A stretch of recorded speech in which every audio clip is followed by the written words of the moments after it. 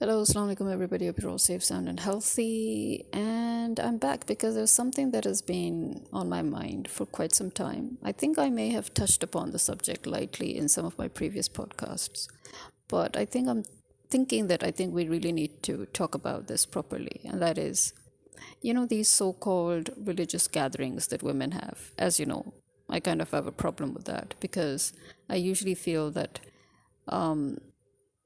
contrary to what these gatherings are supposed to be, which is about talking about exchanging information, sharing information, enhancing your knowledge on religion, on hadith, on the Quran, and all. It depends on which sort of gathering you're going to, right? But many of these gatherings still, most of the time, end up being very, very, as I said, contradictory to the actual meaning behind them. Either they're filled with women who end up gossiping with each other or backbiting, which at the end defeats the purpose.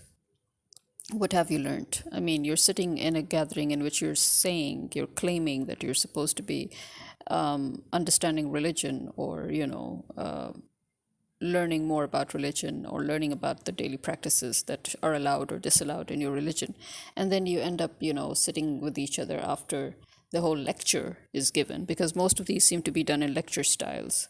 And then you listen to that lecture in which you have no clue if that woman is or giving you the actual correct information or not. Very few people in the gathering actually have real knowledge pertaining to that. And so after the whole lecture is completed, then you sit and start gossiping and all. So that's I know that a lot of the ladies now claim that no, they don't go to such gatherings anymore, and the gatherings that they go to are strictly lecture based, and then they all get up and leave.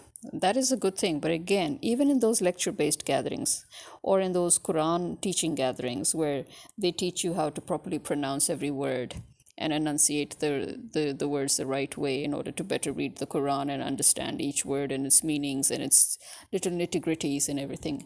Even in those classes, I've noticed that there's always this thing that they think that they're being, I don't know what they think that they're doing. They think that maybe they're, getting into the spirit of Islam, which is about, celebrating little things. For example, like the finishing of a chapter of the Quran, and they're like, oh, so we've finally reached at this point, so let's just have a little tea party or something. They probably think it's to encourage people, but the truth is, these things, instead of encouraging people, they end up being a huge pressure. Because listen, these are grown-ass women. These are women who have responsibilities, liabilities, they have families. They're not all just free from all worries, okay? Some have jobs, some are retired. It doesn't matter. Everybody's from a different walk of life and a different age group. Okay, sometimes they're all from a similar age group, maybe, if you're lucky, but still you have different problems, different issues, different responsibilities, different financial backgrounds. And so when you start these kind of activities, you think that you're probably doing something good, but you're not, because what you're doing is, as I said, the exact opposite of what you are teaching Islam to be about. What you're doing is beginning to create pressure, and then there's peer pressure. These are the two things that Islam is totally against: peer pressure and creating any form of pressure in which somebody starts becoming uncomfortable. For example, if every 2 weeks or every month you have to fork out money, so that you can have some sort of a what? I mean, to me, it's a completely useless asked tea party. I mean, what are you doing? You're under pressure now every 2 weeks or every month or every 2 months or whenever the heck the thing finishes, and you're ready to, have a party. And then, so yeah, I know some people think that, oh no, we do a one dish that eases the pressure, but it's not necessarily so. One dish doesn't necessarily ease the pressure. The whole point is, it is pressure in itself when you start making a ritual or a tradition out of something that has no basis. These are things that you're supposed to do when you're comfortable and when you're okay with it, or but when you start making it some sort of a ritual or a tradition and all, this begins to build pressure. And then there are always those people who come out, and then you will always notice that, regardless, again, as I said, it defeats the whole purpose of your gatherings, because what have you learned? You've learned jack shit. when you will always find there's always this one woman, there's always this one woman in a group who will suddenly declare herself commander and will start saying, oh, you bring this, even in a one dish. The whole purpose of a one dish, by the way, is everybody should bring what they feel comfortable. That is what one dish has always been for years, as far as I know. The reason why people always liked one dish was anybody would make anything that they were comfortable with making, or anything that they found easy at home to make. They had the ingredients. They were like, oh, they can choose at the last minute to even change their minds and make something completely entirely different than they first thought. And nobody knows what you're making, or even if they know, that it doesn't matter if you come with a different dish anyway, because that's the whole point. But now you have these people telling you, oh, you get this, you bake this, you make that. Why? Why the frack? This is pressure. You're exerting pressure. And this is again something that Islam completely forbids. It is a sin, actually, to exert pressure on somebody else in any form. To try to convince somebody to do something they don't want to do, it's a sin. To try to force somebody to do something they don't want to do, it's a sin. To exert pressure is both, so double sin. In my book, at least, it's a double sin. But I mean, that's the whole point, you see, if you go to this, if you really follow the spirit of Islam. And so, again, then you have these classes where you have the Hadith class, for example, and you have this lady who has a huge number of people. I mean, yeah, literally. And she literally lectures them as if she's a primary school teacher, which she essentially was. But I mean, or a secondary school teacher, sorry. But I mean, still, as you know, adult education is supposed to be different, but okay, as long as they don't mind, fine, if they like it that way. But okay, now what I'm trying to say is that she has a large number of students at a given time, always. Now imagine that every time somebody goes for Hajj and comes back, now she tells everybody, oh, let's just pool in money and let's just give them a party. Okay, why? Where is it in Islam an obligation for every Tom, Dick, and Harry to come back from Hajj and expect every other Tom, Dick, and Harry to throw a party? Look, Hajj is something that's deeply personal. You could afford it financially, you went, you did it, it's an obligation. You come back, you celebrate with your own family, you celebrate with your own close, loved ones. Fine. But why are you disturbing everybody else? And it's not the person coming from Hajj actually who's doing it. It's again the teacher, the so-called teacher who's teaching so-called Hadith. You're teaching Hadith and you don't even know that in Hadith these things are not even acceptable. Where have you ever seen in Islam any precedents of people, just gathering together and exerting pressure on others that, oh, let's just pool in money? And because this is never ending, as I said, she has a huge ass class, and so it's never ending. Literally every 2 weeks or every month, everybody has to fork out. And you know what's the worst part is? The money keeps increasing. Now, what is it that you're trying to buy that every single time, despite the fact that you have more than 20 students at a time, let's just call them students, you have more than 20 students, even if you have 10, okay, let's just get all down and say, okay, it's 10, it's just 10, 15, okay, even 10 or 15, how much money do you expect per person, that you keep on increasing the amount, every other time? What is it that you have basically more or less, the same kind of food, which means it's more or less the same kind of money. And then you want the extra money for gifts again. But again, where is it in Islam that you have to give extravagant gifts, and up the ante? And why is this upping the ante here? I mean, seriously, why? They came back from Hajj, congratulate them, sit down quietly and shut up. You want to celebrate them, you and a few closed ones go ahead. If others want to chip in voluntarily, let them.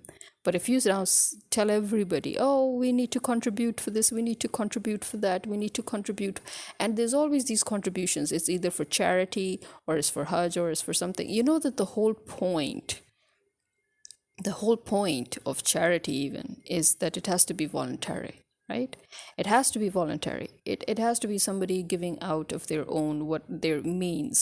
If you tell them that you want something for charity and then you tell them, oh, per person I expect this much, like, what the frack?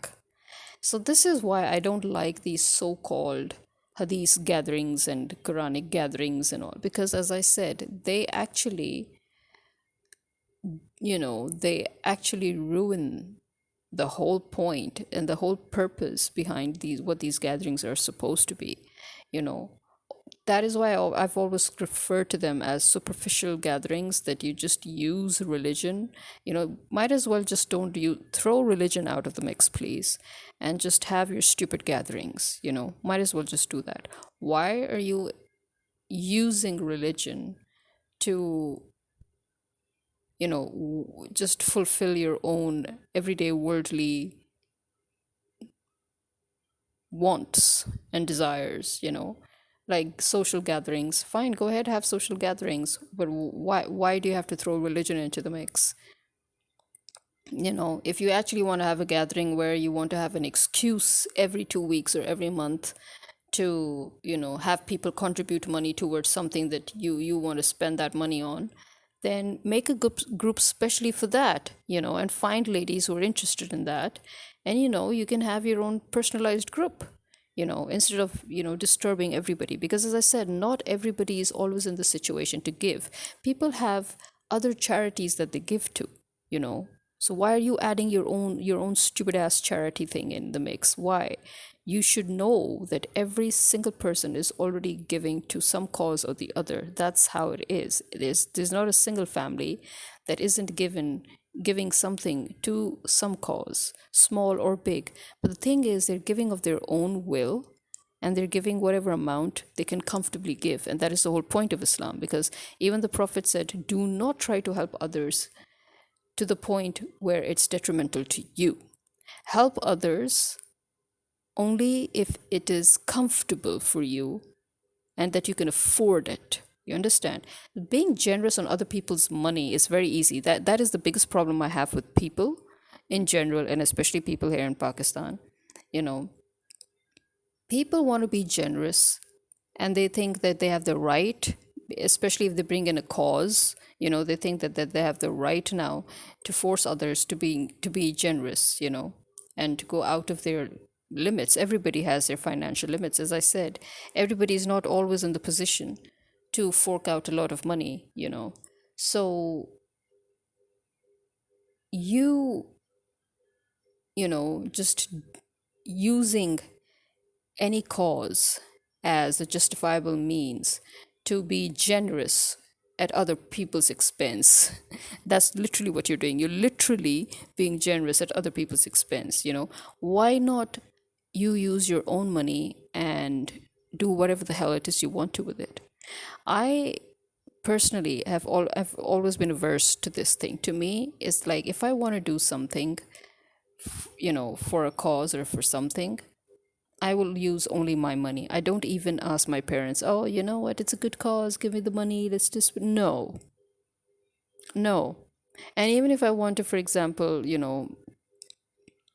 just be lavish and, just spend money on friends or something, again, if it's only my money, yes, I'll do it. But if I don't have that kind of money, I won't even go there. I wouldn't even start the whole stupid thing. And I will never go and ask my parents, oh, I want to give my friends a dinner party. I want to throw them this party, and I want to throw them that party, and we want to go to the rest. Give me the money. No. If I want to be generous, the whole point of being generous is at your own expense. To me, that is what generosity is. Generosity is at your own expense. It's very easy to use other people's money to fulfill your temptations and your desires. And that is why it's wrong in my in where I'm concerned. That's why it's just all wrong. Because to me it defeats, again, the whole purpose. It defeats the meaning behind it. Because I think that if in religion, if God tells you to be generous towards others, he's telling you to be generous. It means fork out what you can out of your own means.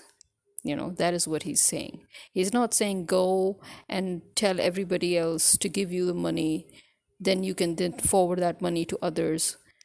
whoever it is that you want to give that money to, and be generous. The money wasn't even yours, you know? So, yeah, stop trying to be generous at other people's expense, and stop trying to be so lavish at other people's expense, and stop trying to start businesses at other people's expense. Seriously. I think a person can truly say that he has achieved something when he's achieved it with his own money, you know. It's very easy to use other people's money. It's very easy to try to climb up the ladder using other people.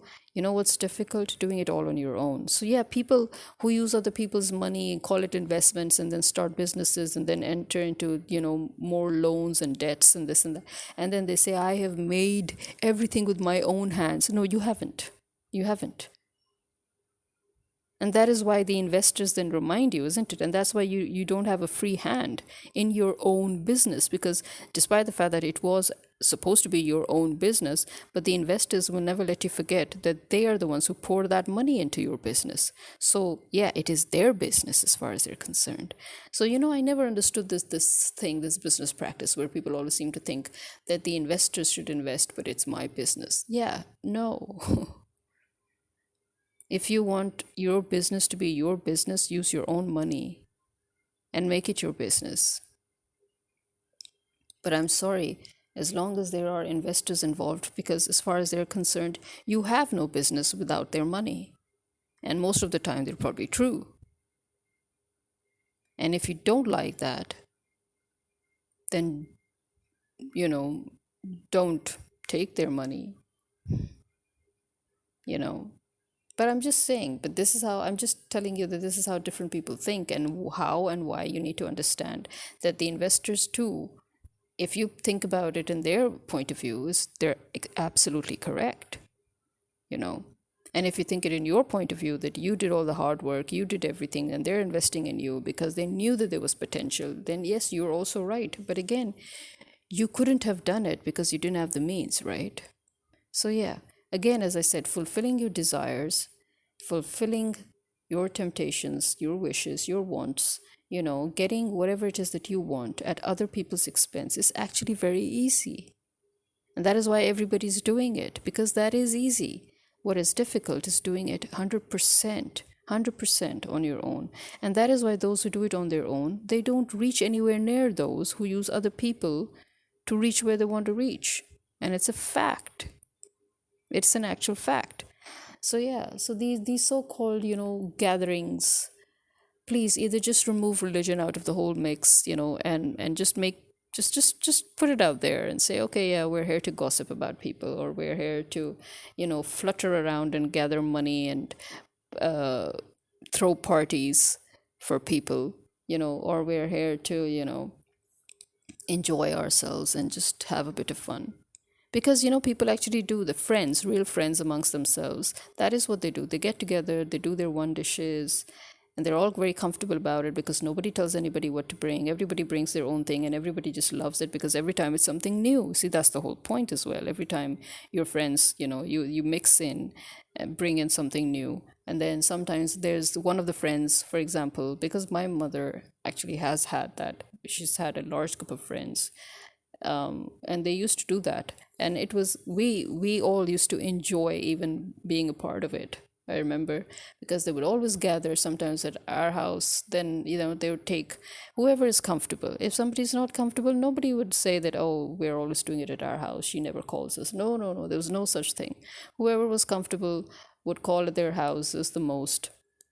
And one of my mom's friends, she had this thing that, because she was basically single, in the sense that she was, even when she wasn't single actually, but the thing is, it was only her and her husband. And so, you know she loved calling people over to her house, and everybody was very comfortable there as well, because there was nobody around. They could stay way late, well into the night before, so they could all take their sweet time, enjoy, have fun. So you see, everybody accommodated everybody else according to their own comfort level. So those who lived in joint families, They accommodated in their own way those who had the whole house to themselves and were practically alone. They accommodated it in a different way, and everybody had a different vibe every time. And that was the whole point of it. That's how you enjoyed. You had a different setting every time. And then, again, the same friend of my mom's, at one point, she actually stopped even doing it at home. And she would say, okay, you know what, let's just get together and let's just all go to the restaurant and it's all on me. So, I mean, instead of doing it at home, then she would prefer to do it out in a restaurant and all. So that was again a new experience. Everybody enjoyed that too. So, this is how it is. Everybody doing whatever they were comfortable with, whatever suited them. And because they were all friends, so they had always a good time. And, so they circulated amongst each other's homes and they had their one dish parties or they went to restaurants and they mixed it up. And again, it was, as I said, because there was no set rule. Anytime anybody wanted to change something, say, oh, no, let's not do this. I can't do this time. Let's do it this way. And everybody's like, yeah, why not? Who cares? That's it. That's how it's done. But when you get into these other kind of social gatherings where you're apparently and allegedly going to learn about religion, and then you end up with all these kind of BS, to me that is essentially very superficial, very hypocritical, and it's not. I mean, that is why I don't like such gatherings, and I don't encourage people to go to such gatherings. Because even in Islam, actually, this is not how you learn religion. In Islam, if you really, really want to know your religion, you have to put in the hard work, which means open up those books, read the Quran, read the Hadith, read the compilations of scholars. And if you still don't understand something, then discuss it with somebody who you think knows something. Then discuss it with another person. Then you cannot blindly follow one person, and you cannot just entirely depend on another person and listen to them and say, oh, they're right. In Islam, this is akin to shirk, believe it or not, because this is the very thing that the Prophet pointed out and said that I am worried that the Muslim Ummah would end up like the Christians and the Jews, where they will end up committing shirk of blindly following any one person. And that is exactly what people are doing. I mean, you're listening to one scholar and then you tell all the other scholars they're all wrong, and you listen to another scholar and then you say, oh no, everybody else is wrong, and then you listen to everybody and anybody, but first do your own homework, as in first go to the authentic sources of your religion. When God has already given you at least 4 authentic sources, I don't know what your problem is. I mean, let's put it this way. God has given you 2 authentic sources, okay, and that is the Quran and the Hadith. And then the Prophet in turn gave you 2 more authentic sources from which you can gather more intel or more information, and that is precedence. Okay, so take a look at precedence and then use your brain. So in other words, the Prophet would be like, read the Quran, then read all the traditions of the Prophet, peace be upon him, and then read all the precedents, and then put them all together, and then use your common sense.